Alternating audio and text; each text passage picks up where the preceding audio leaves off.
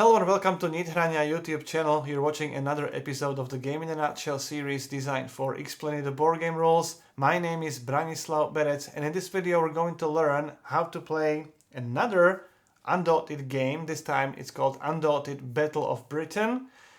It's from Osprey Games, and if you played any Undaunted games before, you may find these rules very familiar. However, there are some significant differences because we have airplanes in this game, so let's take a look at how it plays. The Undaunted Battle of Britain is a two-player competitive game which illustrates the Battle of Britain between the German Luftwaffe and the British Royal Air Force during the Second World War. Both players take command of one of the sides of this conflict, and throughout the series of missions, players will try to achieve their own objectives for each particular mission. To set the game up, first choose a scenario from the scenario book, and then create the game board as indicated in that scenario.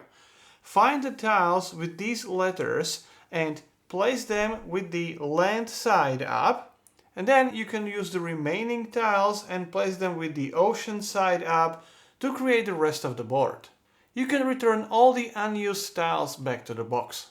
Place all these combat counters, structure markers, cloud markers and other components as indicated, and make sure that all the aircrafts are facing the direction shown in the scenario book.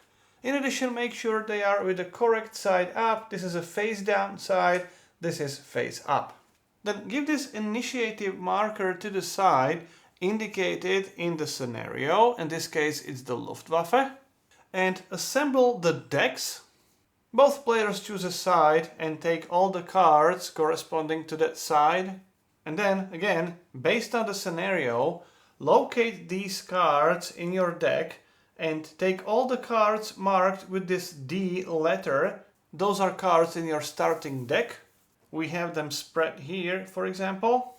And then all the cards with this S letter will form your supply. So place these cards somewhere in your play area, face up, and sort it by their type. You can then return all the unused cards back to the box. The content of your supply is open information. All the cards in your deck and in your hand is a secret information. Then take the cards in your starting deck, shuffle them and place them face down in your play area as your draw deck, and leave some space nearby for your discard pile. The game is played over a series of rounds during which both players will play their cards in order to move their aircrafts, attack enemy targets and work towards their objectives. Those objectives are listed in each scenario and they are usually different for each side. Each round consists of 3 phases. In the first phase, players will draw cards. In the second phase, they will determine the initiative for the round, and then in the third phase, they will play their cards. First, the player with the initiative will play all their cards. Then the other player will play all their cards, then the cards will be discarded and the round will be over. Then the game continues with the next round and the game goes on like this until one player fulfills their objective. In the draw phase, draw 4 cards from your draw deck and these cards will form your hand for the current round. If you need to draw the cards from the draw deck and the draw deck is empty, reshuffle your discard pile and create the new draw deck. Then in the second phase, both players secretly choose one card from their hand and place it face down in front of them. And when both players are done, reveal the cards simultaneously and the player with the higher number on the card wins the initiative for the round. Flip the initiative marker to the corresponding side and give it to the player with the initiative. In case of a tie, for example here, both players would choose the card with number 5. The initiative stays with the player who had the initiative in the previous round. In the first round of the game, it would stay with the player who had the initiative at the start of the game. Then, after you determine the initiative, both players discard their initiative card, which means they may not use that card for actions. It was only used to determine the initiative. Then in the third phase, players will take turns. First, the player with the initiative marker will play their cards from hand into their play area one at a time and then perform actions from those cards. And once that player has no more cards in hand, or that player doesn't want to play any more cards, that player's turn is over. Take all the cards in the play area plus all the cards in your hand and discard these cards. You may never save any cards for the next round. And then the player who didn't have the initiative does the same.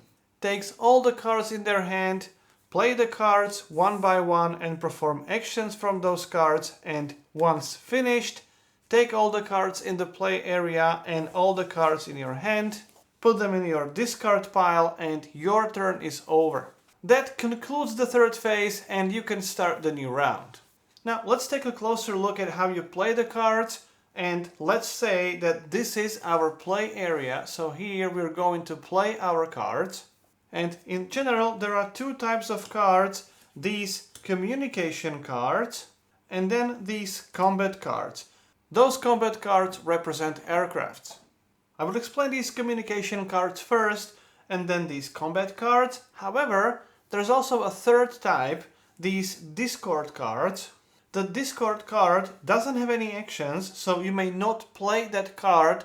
It will usually stay in your hand until the end of the turn when you would discard it. However, you may play the discard card as your initiative card. When you do, after you reveal that card during the determine initiative phase, the value of that card is only 1, and after you reveal it, you would discard the card to your discard pile. So let's start with the communication cards, and we will start with this most powerful one, the Squadron comms. There are 4 actions listed on the card, and when you play the card you may only choose one of those actions. The bolster action always has a number, here it's number 3, and that number indicates that you can take up to that many cards from your supply and add them to your discard pile. So with bolster 3 you may take up to 3 cards from your supply, you may take any cards and add them to your discard pile. The command action also has a number, here it's command 2, and that indicates that you may take up to that many cards from your draw deck and add them to your hand. You may play those cards during the same turn. If you need to draw the cards and the draw deck is empty, reshuffle the discard pile, but do not add the cards in your play area yet. Create the new draw deck and then continue drawing the cards. Then with this coordinate action, you can take a discard card from your hand and remove it from the game. So don't place it back into your supply, you can return it back to the box. Then after that, immediately draw a new card from the draw deck into your hand. You must have the discard card in your hand in order to take this coordinate action. And remember, when you play a discard card as your initiative card, after you reveal it, it goes into your discard pile. So when you take the coordinate action in the same turn, you may not remove this discard card from the game because it's already in the discard pile, it's not in your hand. And finally, with this guide action, you may choose any of your face-up aircrafts and move it 1 hex forward in the direction it is currently facing. You may then turn the aircraft 60 degrees to the left or to the right, which means you may change the direction the aircraft is facing at the moment. Now, when you play this section communications card, there are few small differences compared to the Squadron communication cards. First, there's this section symbol. When you play this bolster action, it has a number and it has this R symbol. That means you can take up to 2 cards from your supply and add them to your discard pile. However, those cards must have this R symbol, which means with this card you may only add these cards from the supply to your discard pile. You would not be able to add any other cards. Similarly, with this guide action, you may only guide the aircraft with this R symbol. So you could only choose this or this aircraft, R1 or R2. Then the bolster guide and the inspire action and also the card number has this sort of a Wi-Fi symbol. That indicates that the communication of those aircrafts in that section is vital for that action. The aircrafts are in the communication range if they are separated by maximum 1 hex. So, for example, if those aircrafts are in the same hex or in adjacent hexes, or like in this case, separated by 1 hex, they are still within the communication range. When you take the action with this symbol and the aircrafts are within the communication range, you can perform that action without any penalties. However, if those aircraft would be separated by more than 1 hex, or if one of those aircrafts would be already eliminated from the scenario, the section would be out of communications, and when you take the action with that symbol, in addition to performing the action, you must take a discard card from your supply and add it to your discard pile. And this coordinate action has this chat icon here, which is a different icon, and that icon indicates that if the section is out of communication range, you may not perform that coordinate action at all. One last note, when you play this section card as your initiative card, this Wi-Fi symbol applies as well. So if your aircrafts are out of the communications, you have to take the discard card from your supply and add it to your discard pile. By the way, if you wouldn't have any more discard cards in your supply, then you would not add anything. And finally, these section comms cards contain these inspire action. Again, if you are out of comms, you need to take the discard card. And with this action, you can copy and execute the card of the same section which you already have in your play area, so which you played already earlier this turn. In other words, you may operate the same airplane for the second time during the same turn. That means you would have to move and then take one of the other actions on the card. I'm going to explain these combat cards in just a minute.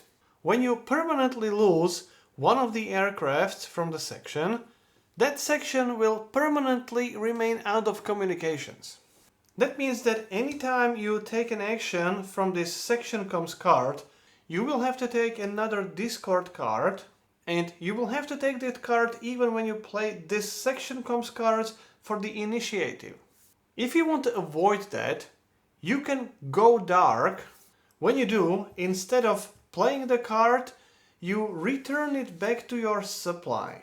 That card will remain in your supply until the end of the game or until you decide to take it back with the bolster action from the Squadron comms card. Now let's take a look at these combat cards. With these cards you operate your aircraft. Since the aircraft is in the air, every time you play the combat card you must move and then you take one of the other actions on the card. So in this example, with the move, you may either maneuver or attack. You may not do both. When you move, you may move up to the number of hexes indicated with the number. So here, you may move up to 2 hexes. You always move forward in a direction the aircraft is facing. However, when you take this maneuver action, together with the move action, you can also turn your aircraft. Here we have maneuver 2, which means you may turn your aircraft up to 2 times. Combining these 2 actions, you may move up to 2 hexes and turn your aircraft up to 2 times. When you do that, you must first move and then you may maneuver 1, which means you may rotate your aircraft 60 degrees to the left or to the right. That was the first move and the first maneuver. Then you can perform the second move and potentially the second maneuver. There is absolutely no limit to the number of aircrafts that can be in the same hex, even with the opponent's aircraft. You may also move through any number of hexes with any number of aircraft, even the opponent's aircraft. You may also move through these structures or any other tokens except one, and that's the hex with these barrage balloons as indicated with this icon. If you move into this hex, the aircraft is immediately neutralized, which means it is removed from the game. The aircraft has been destroyed. Take all the corresponding cards from the play area, from the discard pile, from your hand, and also from the draw deck, and remove all these cards from the game. Unless stated otherwise, the aircraft cannot move off the edge of the board. If an aircraft would move off the board, simply rotate it 60 degrees to the left or right to the nearest hex, so in this case it would be like this. That immediately ends the move, so you may not move any further, you may not maneuver or even attack, and then take a discard card from your supply and add it to your discard pile. In later scenarios, you will also have these aces indicated with this star symbol, and they have the maneuver action with the star. Here we have 2 with the star, which means you may still only perform up to 2 maneuvers. However, you may perform a maneuver even before your first move. So this would be the first maneuver, then the first move, then the second maneuver, and with that the aircraft is in a perfect shooting position. Talking about the shooting position, let me explain how you can perform the attack. First of all, let me remind you that you have to perform the move as well. So you have to move and the attack, but you can do it in any order you want. You can first move and then attack, or you can first attack and then you have to move. Then the attack is followed by 2 numbers, the black 2 and the red 3. These numbers indicate how many combat dice you will roll during the attack, and that number depends on your angle of attack. Each aircraft has these firing lines which indicate in which directions they can shoot. For example, these Hurricanes or BF-109s, they can only shoot forward. This Heinkel has these firing lines in all directions, so this aircraft can shoot like this, or forward, or even backwards, or to the side. And note, you always shoot in the direct line. This aircraft, for example, shoots in 5 different directions. However, there is no firing line forward. Now, when you shoot from the front, so let's say this Hurricane is shooting at this BF-109. With the front attack, you only use this black number, so you would only roll 2 dice. You shoot from the front if you are in this position, or you shoot from this angle, or from this angle. Essentially, when you take this flight direction of your target and draw this horizontal line, if you are in one of these 3 hexes, you shoot from the front. If you are in one of these hexes, for example like this, you shoot from the back. When you shoot from the back, you use this second number, so in this example you would use 3 dice. Then determine the defense value of the defender. The base defense value is printed on the aircraft. Here it's 5, and then this base value can be increased by cover bonuses and the wrench. The wrench bonus is the number of hexes the attacker is away from the defender, not counting this first hex. So here the attacker is 2 hexes away from the defender, so the base value of 5 is increased by 2, the defense value would be 7. Then the defense value is increased by 1 for each other aircraft which is between the attacker and the defender, or any other aircraft which is in the same hex as the defender or the same hex as the attacker. So in this case, for these 3 additional aircrafts, the defender would get additional +3 bonus to the defense. Note that these additional aircraft don't actually block the fire, they simply make it more difficult to precisely aim and hit the target. Then for each cloud, the defense value is increased by 2. And again, the cloud can be between the attacker and the defender, or in the same hex as the attacker or as the defender. So in this example, the clouds would provide additional +4 defense value bonus. The same applies for these barrage balloons. They add +2 defense value if the shooting goes through these balloons. Other land structures like these ones don't provide any additional cover bonus. If the attacker and the defender would be in the same hex, it always counts as the attack from the front. Again, the base value would be 5. There is no range penalty. However, for each other aircraft in the same hex, the base defense value would be increased by 1. So for these two aircrafts, it would be +2 cover bonus. So after you determine the defense value, here we have 5, 6, 7, no other bonuses, so the defense value is 7.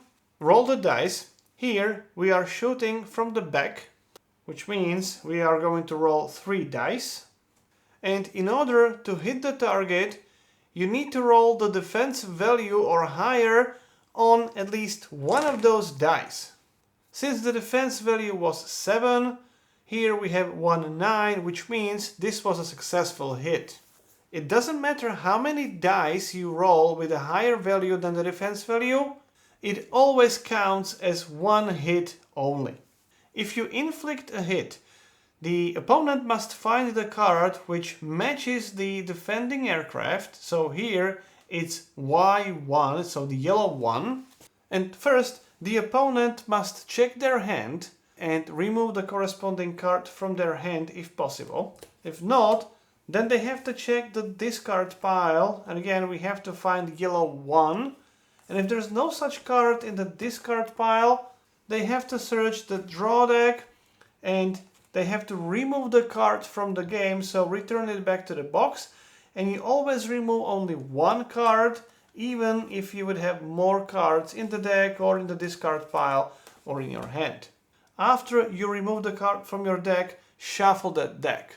If there's no matching card in their hand, discard pile or in the draw deck, then the aircraft is neutralized and is removed from the game. Don't forget to remove all the matching cards from the supply of that player as well, and the airplane is effectively shut down. With this bomb attack, which is only available on the Luftwaffe cards, you can attack ships, anti-aircraft artillery, land structures, or even grounded aircrafts. Those grounded aircrafts are these face-down tokens. Since they are grounded, you may never attack these airplanes with the attack action. You must use the bomb action. Again, the number behind the action indicates how many dice you are going to roll.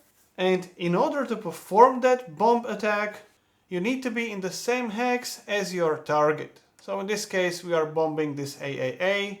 And the total defense value is simply the base defense value of that target.